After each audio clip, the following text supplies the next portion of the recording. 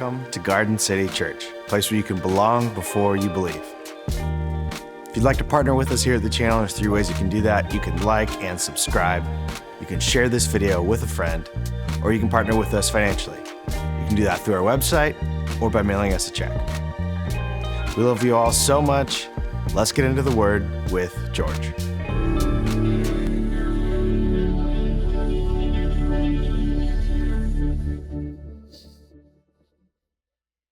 Good morning.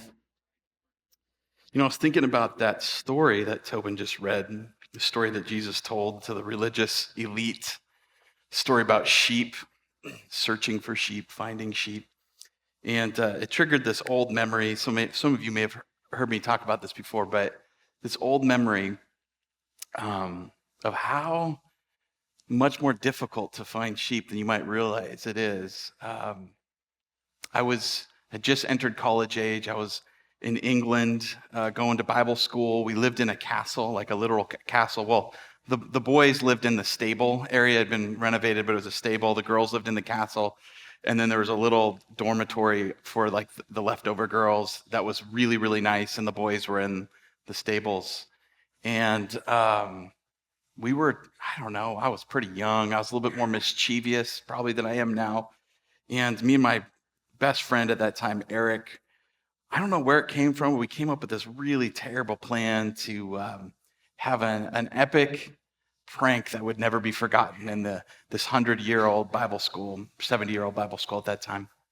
And we decided we were going to find a sheep out in the pastures because we were in northern England. I mean, this is werewolf country. We were going to find a sheep and we were going to put it in the girls' dormitory. That was our brilliant idea. Our parents had paid lots of money for us to go to Bible school, and this was the fruit of their decision. You can only blame them. So I remember we started planning it and strategizing and how we're going to do it, when we were going to do it, and there were specific. It was almost like a jailbreak. They had a specific RA who was making sure all the guys were in their bunks, and they had one for the gals, and they had certain times for that, and so we had to like time it perfectly, and it was dangerous because the RA that we had was like a black belt in karate. He was seriously like dangerous, and he had a temper, and we had to be careful. And so we planned this thing, and we had everything planned: the when, the why, the how, and like how we were going to escape. And then we were like, I asked Eric, I was like, "Have you dealt with sheep?" He was Canadian, so I was positive that he had. And he's like, "No, I haven't worked with sheep." And I was like, I haven't worked with sheep. And so we were like, we need someone who's worked with sheep. And I had a roommate who was Norwegian, and so we just assumed. And we were like, "Freddie, come here." He was like, "Have you worked with sheep before? We need some help." And he's like, "Why?" which means why. And we said, "Well, you can't tell anybody." He's like, "What is this?" And then we told him we're gonna get a sheep, and we told him what we were gonna do. And he's like, "Oh, I work with sheep all the time. Yes." And so we waited till that night. It was a cloudy night, and the clouds would go over, and it was a full moon, so you'd have like full bright moon, and then all of a sudden it would go dark, and then bright moon, then it would go dark, and it was, on these moors and fields of northern England. And we went out, and we were hunting for sheep for like an hour, just trudging through muddy field after muddy field. And this castle was on this large hill, and all these fields underneath it typically had tons of sheep. We saw them every day. We didn't know where they were. Like, where'd they go at night? So we were hunting, and we kept asking Freddie, "How do we find, could you lead us to the sheep? This is why we brought you out." He's like, "Just a second." And he like looked for them. He's like, "This way." And nope, they wouldn't be that way. And finally we found a whole herd of them. And we got in position. Frederick was like, you guys go over there. I'll be over here. And on the count, when I count to 3, we'll go and get the sheep. And so we went and got in position. He counted 1, 2, 3, and then get them. And we ran as fast as we could. And these things that we thought were going to like get cornered turned on us. And I swear started snarling And I didn't realize sheep had big fangs and teeth, but these things were like, ah, and they just came right at us. And they were like ghosts in the night. Vroom, vroom, these big, just white beings, these phantoms. And I just remember just going like this with my arms, and they just ran by me. I looked at my friend Eric, and he was doing the same thing. He was kind of like a little bit more in the fetal position as they're running by him. And Freddie, who had grown up around sheep, had just run off. Like I could see his silhouette screaming, running away from the sheep. It was like embarrassing. We're burning our time. We've only got another maybe hour or two. And we collected ourselves, these young men who aren't afraid of anything except sheep at night. And we were like, what happened, fellas? Freddie, what happened? You were running off. He's like, I'm so sorry. I didn't grow up on a farm. I'm a city boy. And just so you know, his name's Freddie, short for Frederick, but he should have been named Liar. Because he was like, I'm sorry, I lied to you. I just wanted to come. I lied. And he was of no use when it came to sheep. So we tried one more time, couldn't get him. And we decided to call it a night, and we're headed back to the castle when all of a sudden I saw this lone sheep in this lone pasture, the silhouette, the biggest sheep I've ever seen. I mean, this thing was huge. And I saw it. And at that point in time, I was a little bit more healthy, a little bit more svelte. And I'd, just been running track, and I was a sprinter, and I was like, I am going to catch a sheep tonight. And I didn't even say anything to the guys. I just took off running. And they told me later they just saw the silhouette of this American running after the biggest sheep they'd ever seen. And the sheep was like, gadunk, gadunk, trying to run away. And I was running as fast as I could. I was starting to gain on it, and then I caught up to it, and I was like, I didn't know what to do. And so have you guys ever seen that, mutton busting? You know what I'm talking about? Okay, maybe if you don't, this is what it looked like. It looks like a child jumping on the back of a sheep and trying to hold on for as long as they can. So I just grabbed the back legs and like the wool back there, and I just anchored in and dragged this thing. It just dragged me for a little while, and then boom, it slowed down, then it kind of laid down, and I caught the sheep. And I was like, oh, hallelujah. And then how do we move this thing? And I can't tell the whole story because it would take a long time, but I'll skip to the most important parts. They caught up. They were like, we caught this. They're so excited. And like, Frederick, I know you don't know sheep that well, but you've got friends that are farmers. How do we move this thing? So you just pull it. We tried pulling it. It would not budge. So we were like, what do? We can't move it. We noticed when we walked on either side of it, it would move a few steps if we got in its peripheral, and we realized, if we look like predators on the periphery, it'll move. So what we did was we got two people on either side of the sheep, one here, and they'd move into its peripheral, and it would run about 10 feet and then stop. And then we'd reposition it, and then we'd get on either side, it'd run 10 feet, and we'd move it, reposition it. And we did that for like an hour. And through the muck and the mud, and finally got it to the castle. It was a whole ordeal. We got it in the castle. There's some crazy, funny things that happened there. I'll have to tell you another time. But let's just leave it to say that there was a friend that we knew named Bora. She's Korean. She got up middle of the night. She went in to go get a drink of water or something, use the restroom.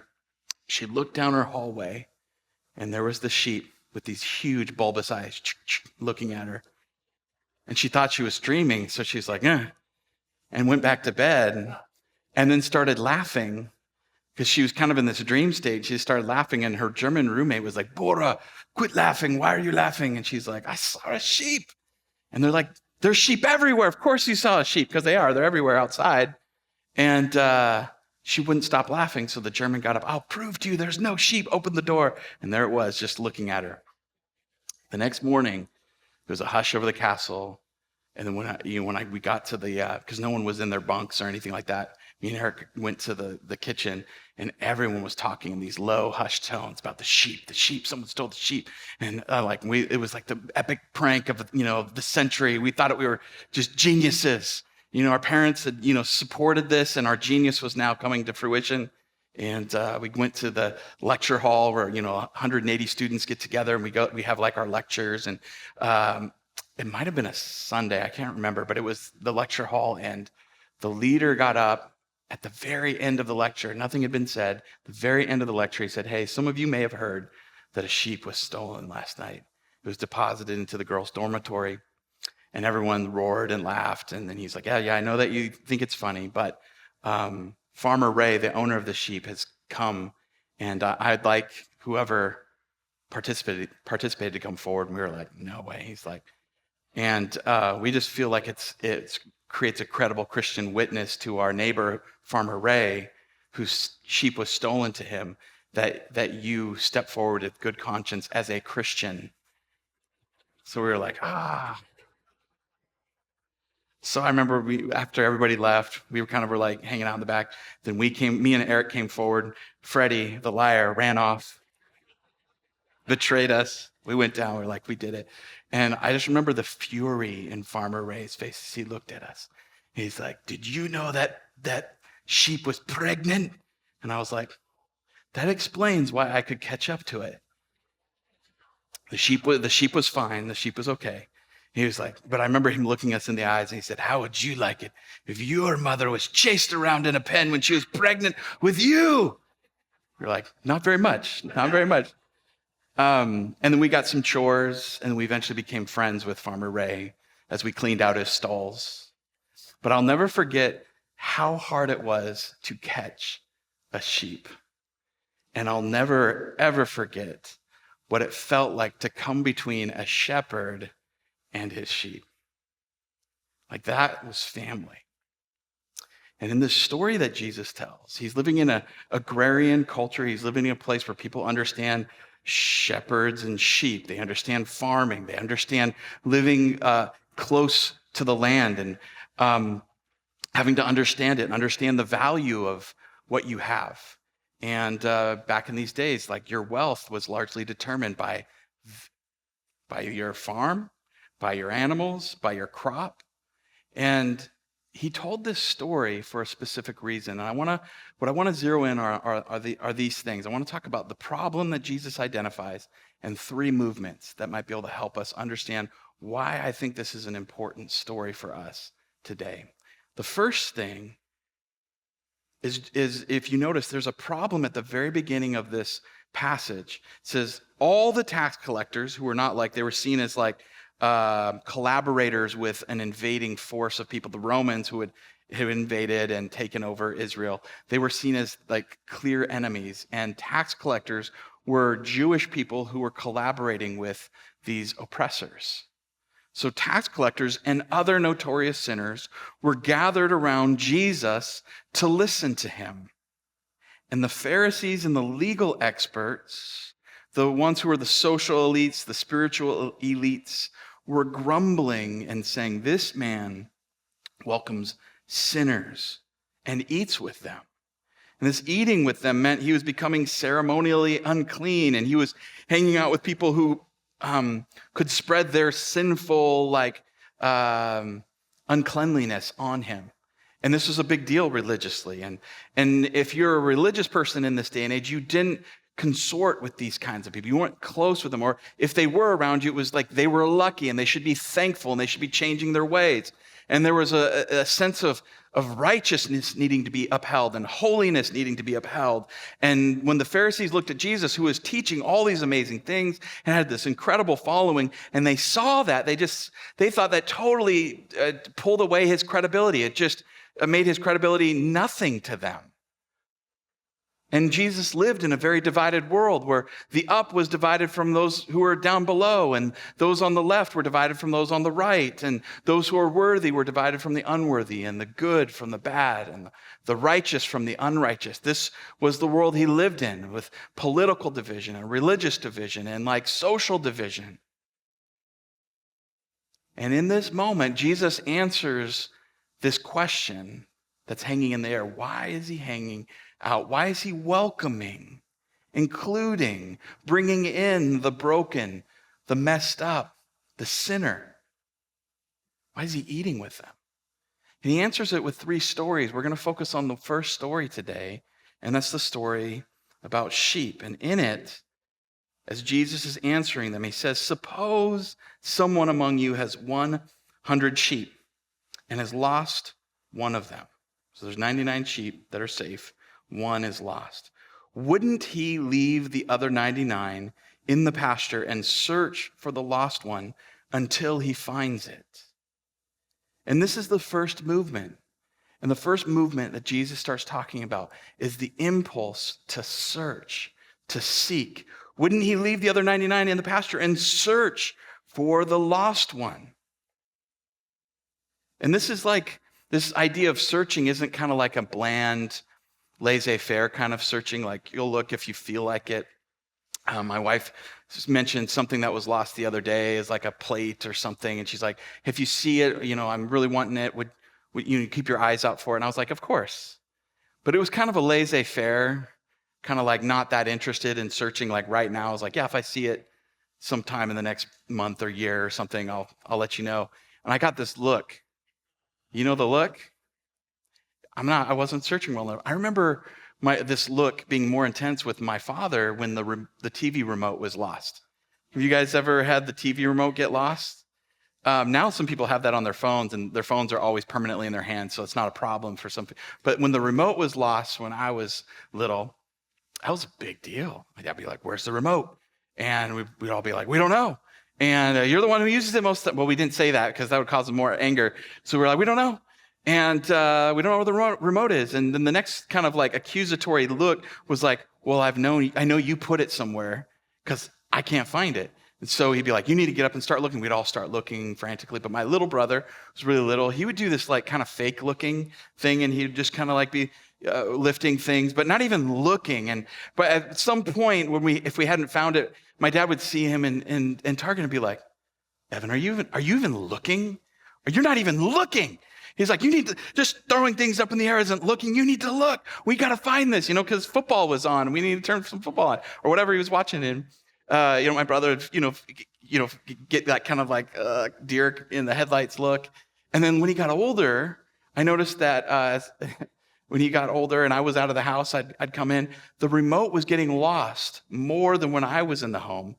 And it didn't seem like an accident. And I remember one time, as my brother's in high school and my dad's looking, or maybe college, and my dad's looking. He's like, where's the remote?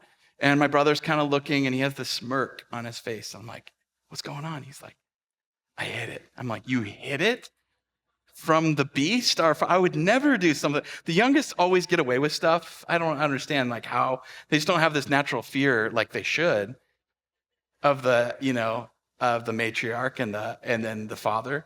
The patriarch, and he said, yeah, I hide it. He's like, because dad's been watching too much news and it's not good for him. And I like to watch him look for it. I was like, that's terrible. My dad's like frantically looking. So when it's using this term search, it's like of the frantic variety, like looking to find, not just loosely looking. And that moves us into the second movement where it says, wouldn't he leave the other 99 in the pasture and search for the lost one until he finds it? And this is interesting. I'm just going to take a moment to make a few observations. One is there's a question of attention here. If you're the 99 sheep who've done a good job of following and going where you're supposed to go, not getting distracted, not getting lost, not falling, not falling down, not doing the wrong thing, but you've done the right thing and you have ended up in the right pen with the right herd of sheep, the good sheep. Who deserves the attention of the shepherd? Wouldn't that be a good question? Like if you're a sheep, you're like, who deserves the attention? The ones who have done the righteous and good thing and have followed and been right and good, and we haven't caused any problems. Or the stupid sheep who has gotten lost like they always do, and now the shepherd's upset. Who deserves the attention of the shepherd? Well, if you're the 99 sheep and it's all about you, then it wouldn't make sense that a shepherd would want to leave us to go after the stupid lost sheep. That's their fault. You don't want to enable that sheep. You don't want to get sucked into their foolish ways and you might start wandering off and get lost. But Jesus is reminding us that the story is being told from the perspective of the shepherd. And every sheep matters to the shepherd, even and especially the lost one. And so the attention goes to searching to find. And what the 99 might not realize at times is by saying that the one matters, he's saying that all of them matter. Amen? So it goes on to say, wouldn't he leave the other 99 in the pasture and search for the lost one until he finds it? And that's the second movement, to find. We move from searching to finding, to actually finding, grasping, holding, having. I think about a moment when I was really little and I was following my mom into a store. I think it was a grocery store. It was Value Village. Those were the most, we frequented those the most. And I remember being really little and, following, and I'd have my hand on her. She had a skirt, like a 1980s long skirt, and I'd follow her. And then I got distracted with something, and I went back and I grabbed the skirt, and I was walking.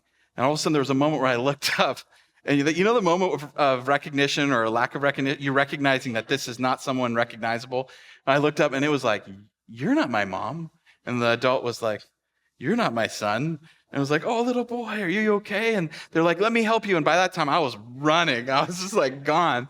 And during that time, my mom had noticed, and all of a sudden, as she was looking down the aisles, couldn't find me, and I'd wandered way off. All that feeling of panic and urgency, and she just started running around. Then she told the clerk, "I can't find my son." I didn't know any of this was going on. And then all of a sudden, they're like, "Is there a little boy with blonde hair?" I had blonde hair, and I was blonde, and I had hair at that point in time. And is there a blonde little boy? And I'm not listening to that, so I'm still wandering around. They're, not helping by saying, things that aren't gonna, it's like, "We have candy at the front." That would have got me. But I'm just wandering around, and my mom's getting more and more frantic, like, "What's happened? He's been taken." All the things that start creeping into your imagination. And then she's running around. There's someone who says, "I see a little boy." My mom ran around the corner. She saw me and just ran to me, grabbed me, picked me up, and she was so glad to see me for like 2 seconds. And then she was mad. And she's like, "Don't you ever," and then she'd hug me and, "I love you so much, but don't you ever do that. You can't, you about gave me a heart attack." And she's like chastising me and hugging me at the same time. And there was just sense of like deep love, urgency. And she wouldn't stop until she found me.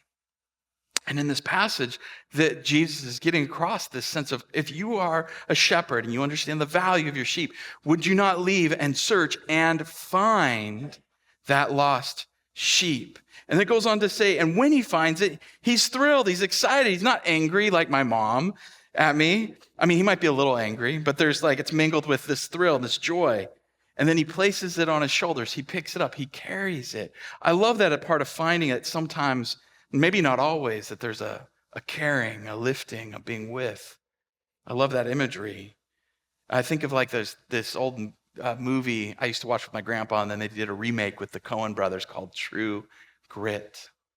At the very end of the story, there's this fight, the penultimate scene of the gang fighting Rooster Cogburn, and he brings justice for this little girl who's lost her father, and she's the one who's got true grit.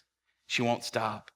And in this last scene, she gets bit by a rattlesnake, and as the venom is coursing through her veins, and they're out in the wilderness, not close to anything that can help her, she's probably going to die. Most people would just accept her fate. Rooster Cogburn, who also is he's crude, he's offensive, he's annoying, but he has grit, and he won't let her die. So he picks her up, gets her on his horse, rides his horse until it can't go any further, gets off the horse. It's night by that time, and he's this old curmudgeon, super old, one eye, struggles breathing most of the time, and he begins running with her, and he's carrying her. And I remember in this scene with the Coen brothers that as they're running at night, you just hear labored breath in and out. He's struggling to breathe as he's trying to get her to a place that can heal her. And you just see stars at night. It's this beautiful starry night. And she's fading out of consciousness, hearing his labored breath as he's running and then walking. And then all of a sudden they get in sight of this country store that also has people that can help them. And he just takes his pistol out, fires it, and they come running out. And she's saved because of that grit. He carries her. That imagery that Jesus is giving is speaking on one level, but it's actually speaking on a deeper level, isn't it? This sense of love that we go search and we go find, and the kind of finding the Father has in his heart is this lifting and carrying kind.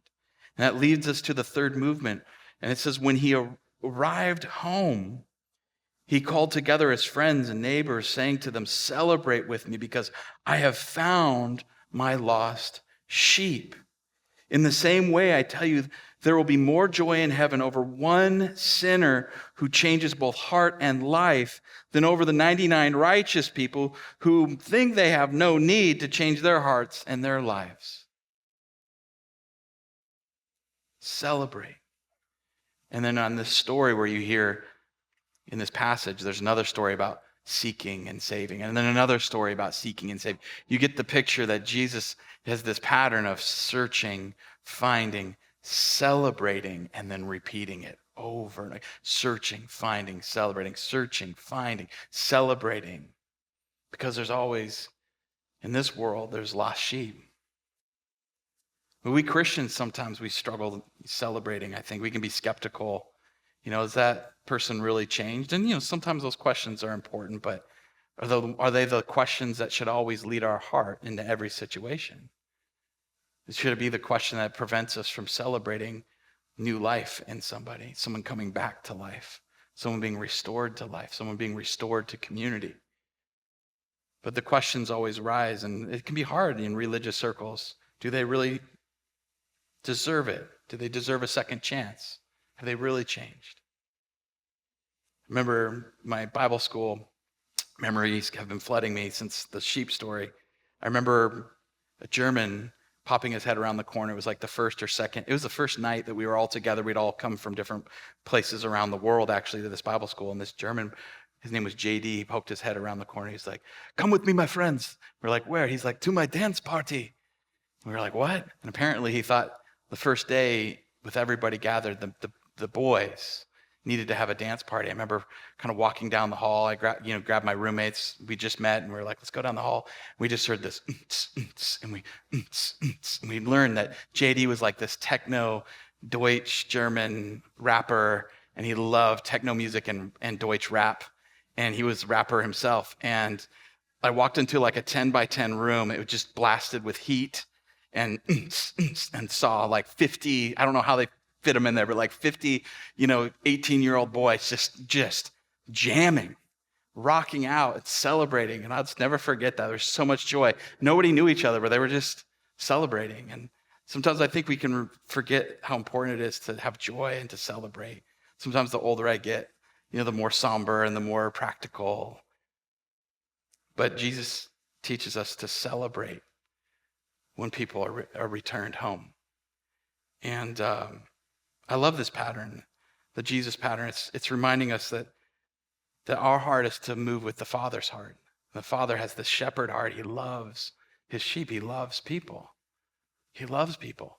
And if there's anybody lost, anybody down and out, anybody that's not in the right, with the right group and has been cast away, thrown away, forgotten, the Father doesn't forget them. And our job is to search, to find, and to celebrate and repeat. Search, find, and then to celebrate.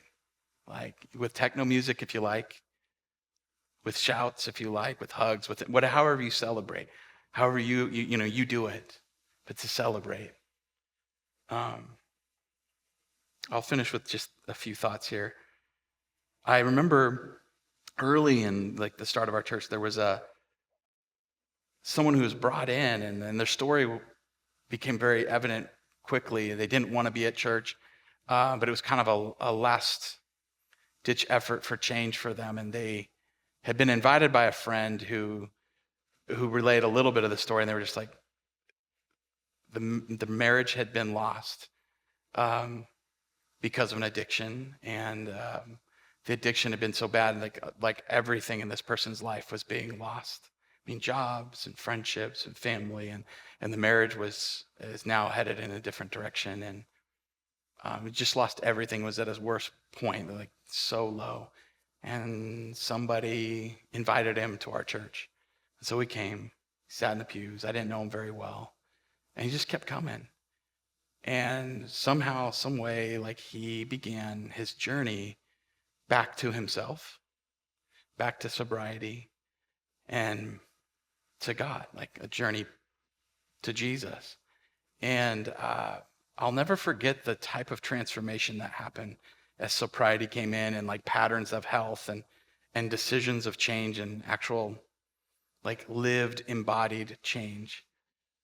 Something changed with the marriage that had died, and there was this openness to coming back together, and there was a healing of this marriage. And he had a little girl, and the marriage was restored. And I'll never forget, like the time that his wife came in. I'd never met her, and they were sitting together, and something was really happening. It's really easy to not see when God is bringing his lost sheep home.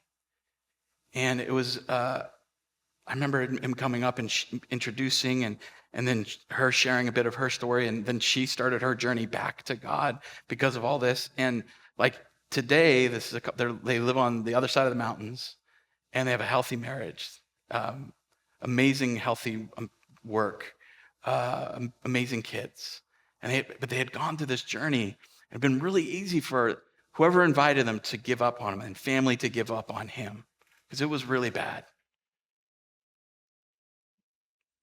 But his story is such a reminder that the Father never, ever gives up. Because at the end of the day, like you and I, we're just sheep. Sometimes we get lost. And there's different kinds of lostness. His was addiction, and I know others it can be different kinds of lostness and loneliness, and maybe emotional and breaking and lostness, and maybe it's depression, like that kind of lostness, where you're just getting pulled into something you have no control over, and or maybe it's decisions you've made and you're lost. Maybe you don't even realize it half the time how lost you are, because you think these decisions are great when they're destroying everything around you. Maybe there's a spiritual lostness. That doesn't matter. God loves his sheep, even though we're just sheep. And isn't it funny that some sheep will look at some other sheep and be like, we're better than them. So glad I'm not them, Look at them. They're acting like sheeple. And then they're like, oh, we need to go follow this, and they go follow their thing. And we think those sheep don't matter, because look at us. We're cleaner sheep, or, our wool is, has this quality and this color. And the sheep can fool themselves into thinking they're more than sheep. But the other thing I would say is, when we look at the story, Jesus is talking about the Father's heart as like a shepherd for his sheep. And there's no throwaway sheep to the Father.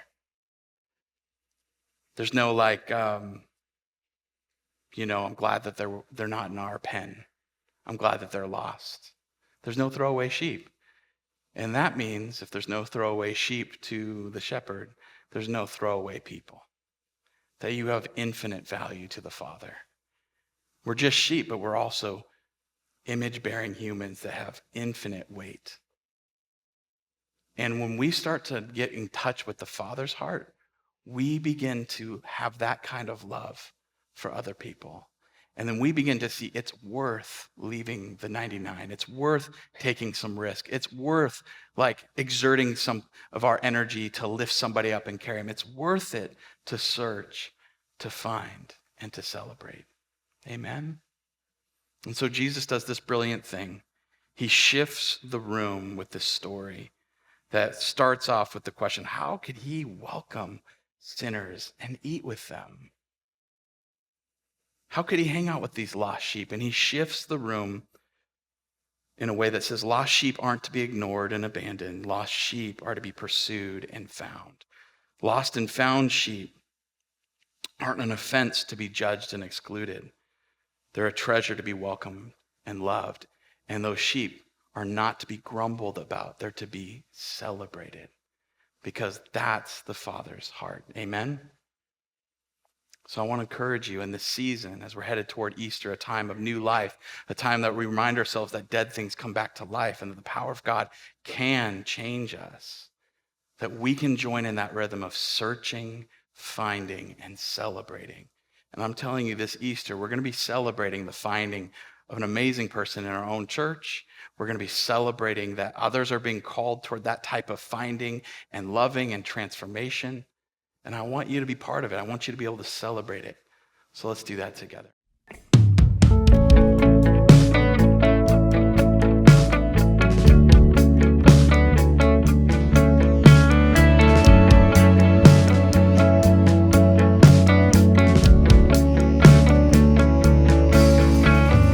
I could write a melody that all of heaven's choir sings, but if I don't have love, it means nothing.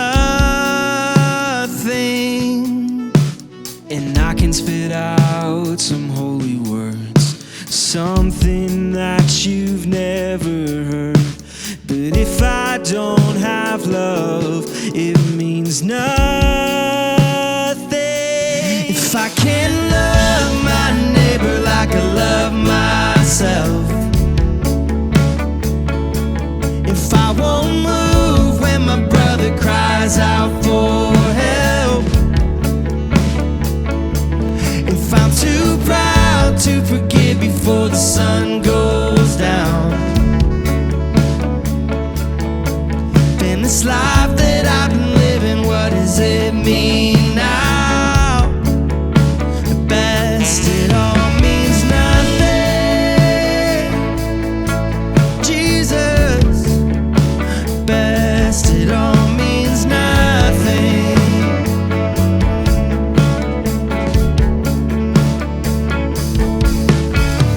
I can dine with kings and queens, my name go down